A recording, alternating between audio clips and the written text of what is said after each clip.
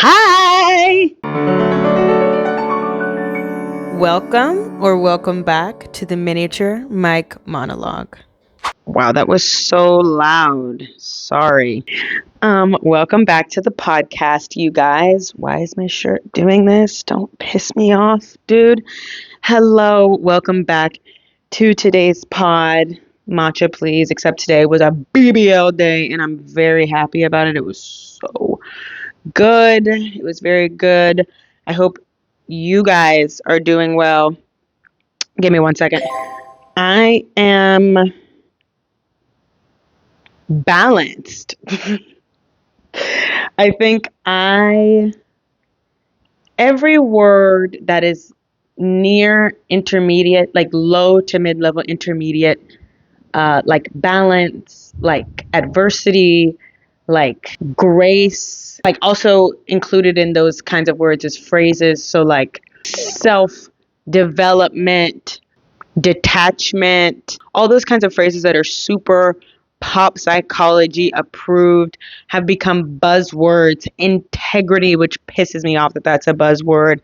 Character, strength, weaknesses, all of those words mean something aloof to the general American population. And I need to say this because it made me so hot when I saw this. I saw this TikTok video of a girl who said, I was with a group of people and I said the word synonymous and they looked at me funny and started laughing. And then the caption said, in quotations, it's synonyms.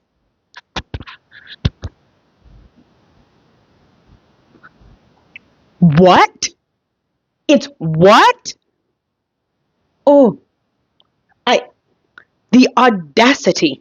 The audacity. Anyways, we were on the topic of words, which was my segue into what I actually wanted to talk about, but I could not get that off my brain because I literally don't know who I would have become in that moment.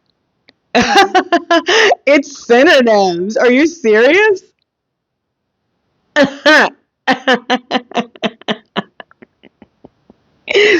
You want to know what a synonym for imbecile is? What's your name? Yeah. Oh, you know what's about to be synonymous with your head? My fist. What? Okay. I really need to get that off my chest. Oh. It's not that they were wrong. It was the intent to embarrass. And you're wrong? Oh. Anyways, to that girl, I feel for you. I don't know how you didn't slap them. I don't. I really don't. I really don't. But like I was saying, there's so many medium, intermediate, like mid-level intermediate, maybe low-level intermediate words that go around our culture that are supposed to mean something to us almost universally. Like the words that I previously mentioned, and there are obviously tons and tons, hundreds of more. But I think a big one is balance. And in the context specifically of saying, like, I want to have balance in my life, work-life balance. I'm trying to balance my schedule. I need to balance my checkbook, like all these different ways that we use that word. And looking at it face value, balance seems simple. It seems effortless. It seems like it wouldn't take a lot of, like it wouldn't require much else than relaxing and working less in order to achieve it. But I think, and this is what I feel about a lot of things and concepts that exist, like in order for something to have integrity, somebody, I don't think is necessary, or we could say something like a structure, you know what I'm saying, a building. In order for something to have integrity, there have to be, like if we take a building, for example, there have to be, depending on how big the building is, it can be like up to tens or maybe hundreds of beams that allow balance to be throughout the entire house so that the house is level, first of all, on the ground floor. And then if you're building on top, you have to use those beams and put them in key places so that the floor on top of the floor that's on the foundation is able to maintain its integrity. And so when the house is built, we say that, oh, the structural integrity of this house is so beautiful, and we look at the walls. But the walls do not stand without the beams, and the beams do not exist without there being some kind of foundation. So if we're talking about integrity, integrity is not just the appearance of something.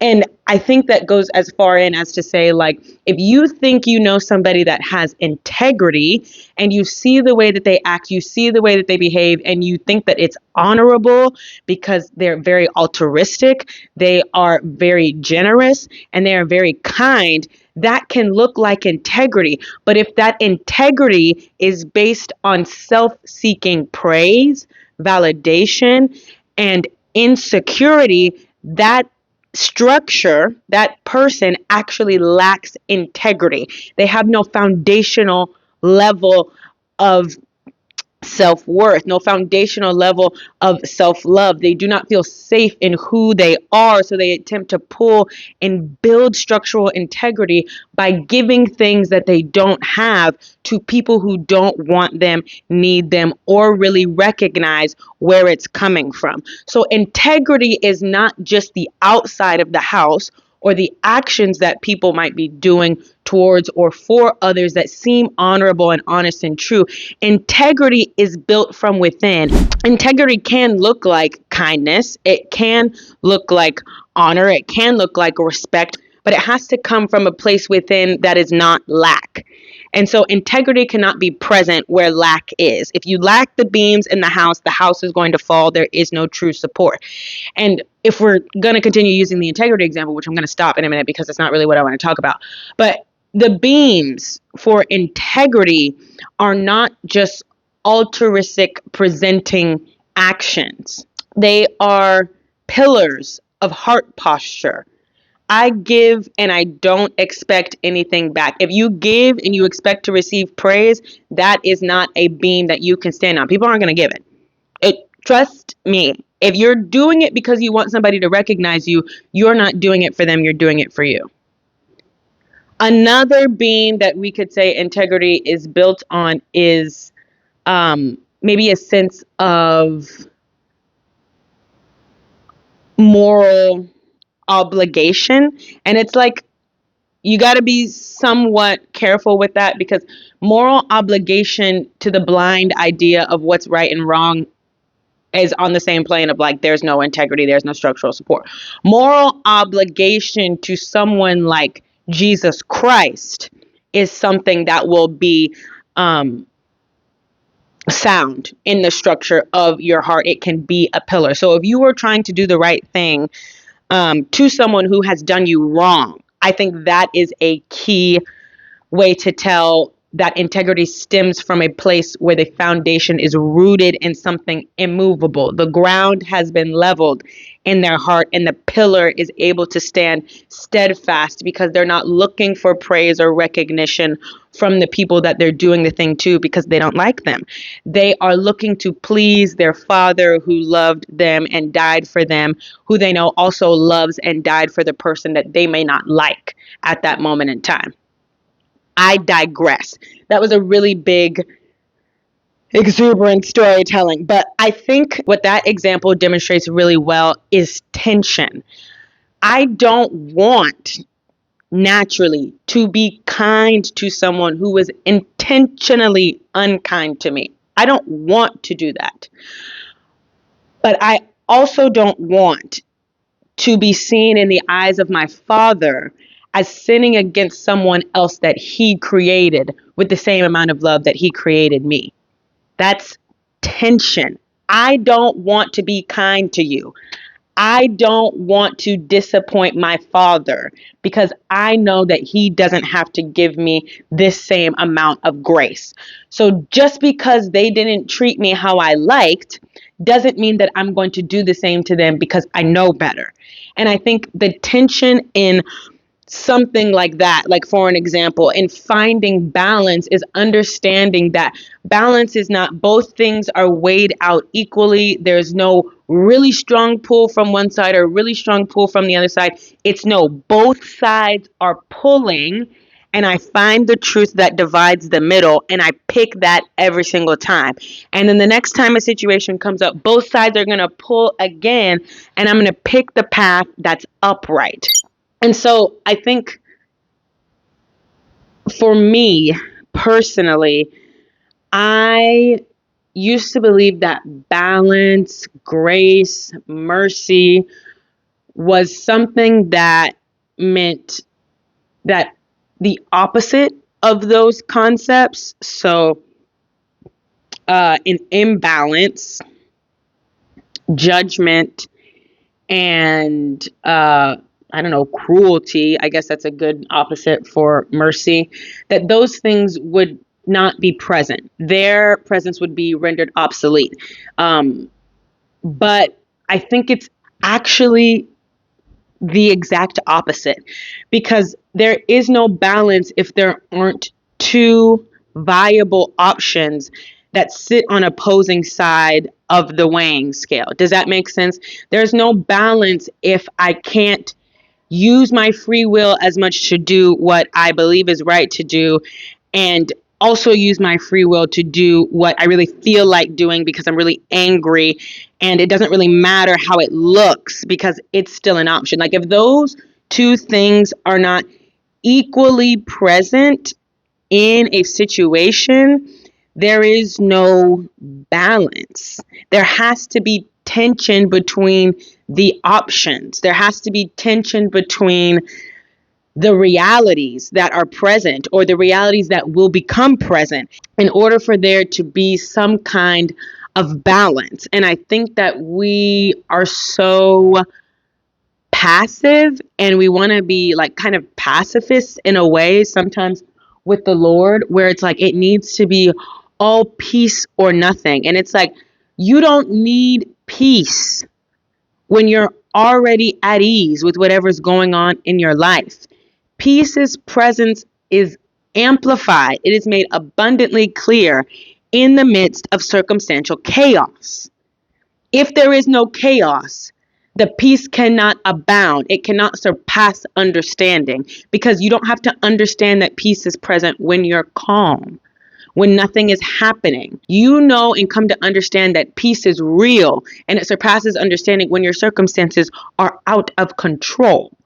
And so many people have said this so many times, like beating a dead horse, but personally in my life, I think recently I have been living in a place where balance is what balance is not the end goal, let's say, that I am striving to appear as though I have achieved, but balance is actually the fruit of my labors. Does that make sense?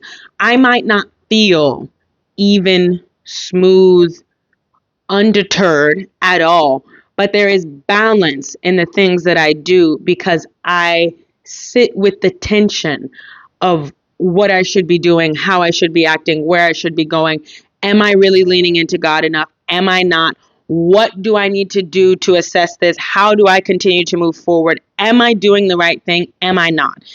And that leads to a balance that I think manifests itself in my thoughts so evidently. And yesterday a little bit, and today specifically, like so many thoughts that were negative, that were extremely emotionally charged with anxiety and with fear came in my mind, and they just kind of they passed by. And like observing your thoughts and your emotions is a learned skill.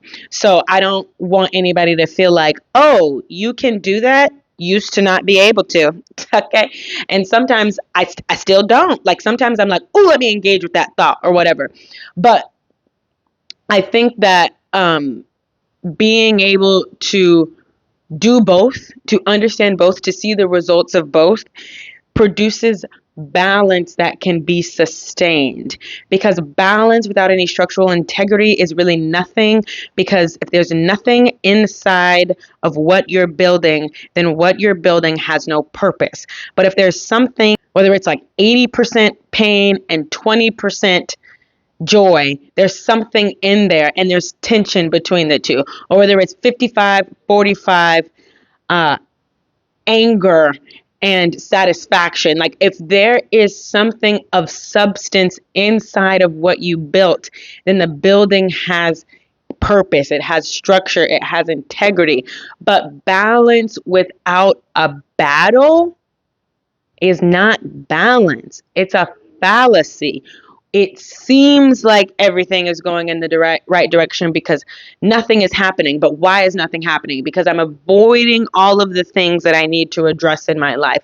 So it looks like I have balance because I don't venture out into the things that would require me to battle mentally, physically, spiritually, emotionally.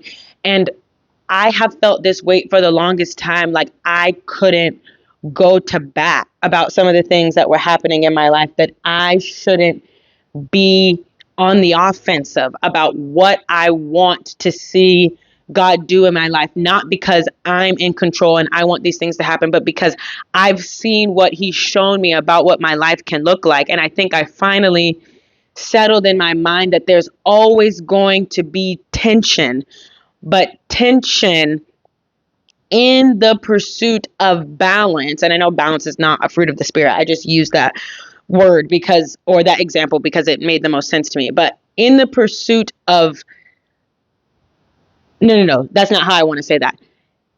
In the pursuit of managing the tension, facing the tension, not avoiding the tension, balance appears. Balance is worked out of what we're willing to embrace that we would rather not ever touch. And I recently made a decision that I was like, I am going to go to bat for this thing that I want. And I am not going to allow whatever fear, whatever emotion, whatever reality of my circumstances and experiences and reality that may seem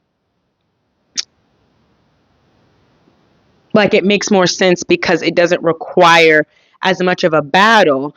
I'm not going to allow that idea to stop me from going into a situation where another battle will be at hand. Because if I pick the passive route, there's going to be a battle that is much worse than if I were to pick the active route. Does that make sense? And I think that it's like the saying, choose your hard. I would rather choose my hard in the direction on the line that I've been believing God my whole life, which is that if it's not good, if it's not great, if it's not right, and if the situation is in a place where justice has not been brought to it, I don't think that the Lord wants us to take that as a sign to just be like, okay, we're done.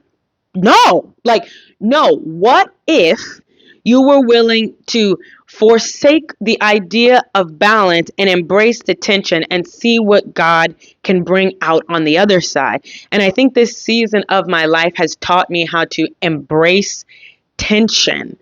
And I now understand what it looks like when balance occurs. You know what I'm saying? And it's not like, I don't want it to be construed that like balance is the end all be all, but I do think that it is something that we have to learn how to manage in our lives, because a lot of things happen that go our way and a lot of things happen that don't go our way, and we have to find a way to live in the middle of those things, bear the tension of our successes and our failures, and continue to press towards the goals, the vision, and the will that God has for us, even when it's not explicitly clear. And I think that's the big kicker for me here. A lot of what I have been trying to do, I'm like, I don't know if this is the right thing. Like, I don't know if this is where God would have me go. And then it's like, okay, easy fix. Ask him. Okay. Ask him, no answer. Bet. Um, I think this is what I should be doing. Holy Spirit, what you got? Crickets. Period. I'm gonna try. Okay. And I think the overwhelming pressure that built for me was that I felt like I kept trying and trying and trying, and it wasn't like no, it was like try again. You know what I'm saying? Like it wasn't a rejection. It was just like do it one more time, and it's like oh okay, okay, okay, and so I do it again, and then it's like how about you word it like this? Uh, okay, words it like that.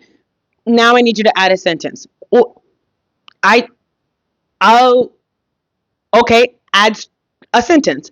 Make it into 2 paragraphs. Or, and to me as a person, I'm like, hey, if you want me to do something, tell me everything you want me to do at once, and I will bring it back to you when it's finished in totality.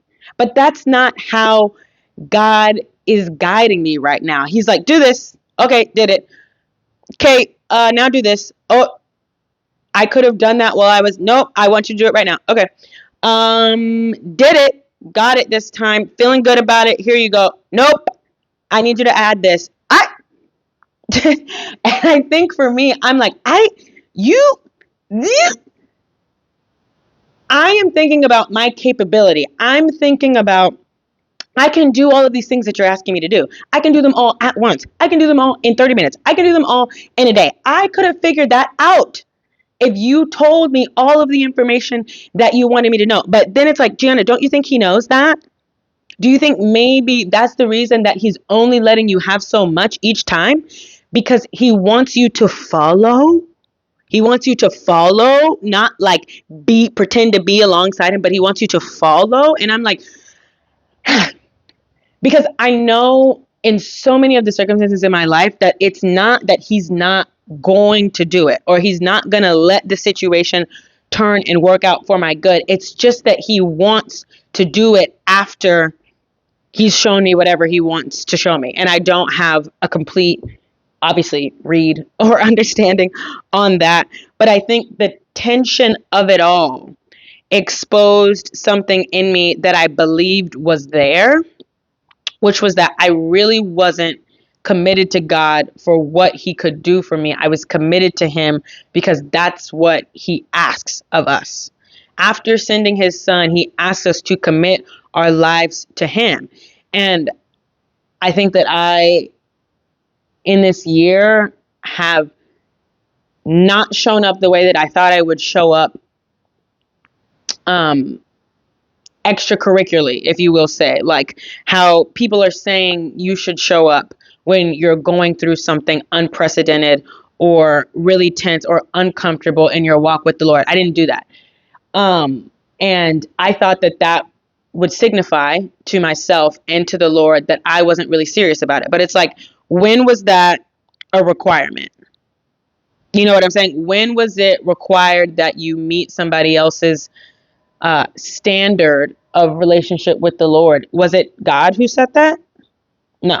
Okay, so then how about you understand that God knows where your heart is, and sometimes he's just exposing to us where ours is so that we can continue to turn back to him and give to him what it is that he is owed, and that is our lives. And sometimes our lives look like, I am doing what people say that it should look like and it should be doing, and sometimes it doesn't look anything like that, and sometimes it's in the middle. But the odometer should not be outside sources. They can be a reference point. They can be very valuable. They can be very helpful. But the odometer should always be God. And I think that is essentially what this extreme extended season of tension is or has been about for me.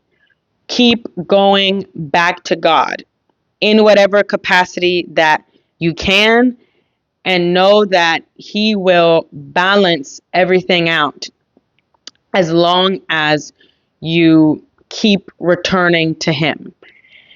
And for me, I think that being so results focused and oriented throughout the entirety of my life, and being expected to go above and beyond with very little instruction as to how to get there, I've learned how to excel and go without. But God doesn't want that for us. He wants to give and to give and to give and to give and to give and to guide and direct and to be clear. I am grateful that I, obviously, by the Holy Spirit, was able to recognize that that is God's intention and it is His heart, because He desires to be close to us. And whatever else I will discover as I continue to walk this path and many other tense paths in my life, and see what embracing the things that aren't settled but build structure produce in my life. And I just wanted to get on here and share that because I felt like, oh, really lit a spark up in me.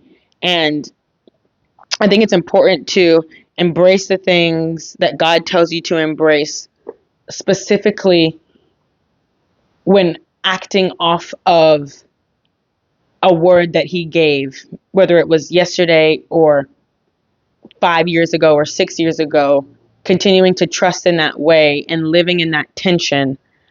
I do not believe, based on the Bible and what I've read, that will ever prove to be fruitless or a waste of time, you know?